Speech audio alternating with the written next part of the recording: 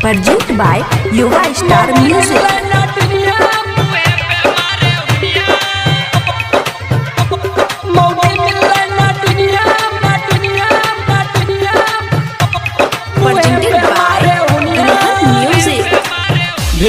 बिया हमर करम गेलै फुट रे फैशन वाली मौगी घर में चलाबै छै जुइत रे भेलै बिया हमर करम गेलै फुट रे फैशन वाली मौगी घर में चलाबै छै जुइत रे रोजगारिया भैया हमरा सताबैया मौगी के चल देखी छै का बड़का खुनिया मौगी मिलै ना चिनिया मुहे पे मारे हुनिया मौगी मिलै ना चिनिया मुहे पे मारे हुनिया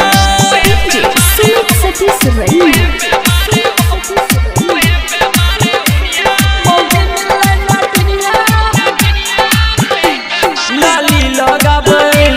पायल छमकाबै बेडे पर बैठ के चाय मंगवाबै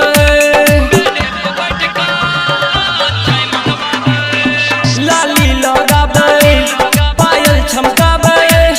बेडे पर बैठ के चाय मंगवाबै बतियाई हेडफोन लगा के नहीं हर वीडियो चला के बतियाई हेडफोन लगा के नहीं हर वीडियो चला के ऐसन जाना ना पे चलते कोना दुनिया मौगी मिलै ना दुनिया मुहे पे मारे हुनिया मौगी मिलै ना दुनिया मुहे पे मारे हुनिया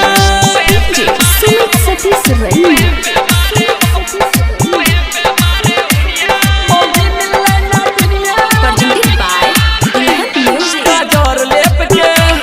क्रीम पोत के करै छै शॉपिंग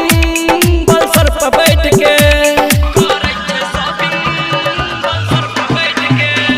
काजर लेप के क्रीम पोत के करै छै शॉपिंग बलसर पर बैठ के राइटर पंकज के कहियो हालत दिल के बतैयो राइटर पंकज के कहियो हालत दिल के बतैयो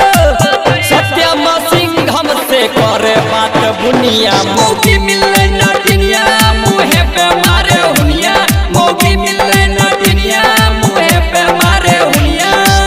भेलै बिया हमर करम गेलै फुट रे फैशन वाली मौगी घर में चलाबै छै जुइत रे भेलै बिया हमर करम गेलै फुट रे फैशन वाली मौगी घर में चलाबै छै जुइत रे रोजगारिया भैया हमरा सताबैया मौगी के चल देखी छै का बड़का खुनिया मौगी मिल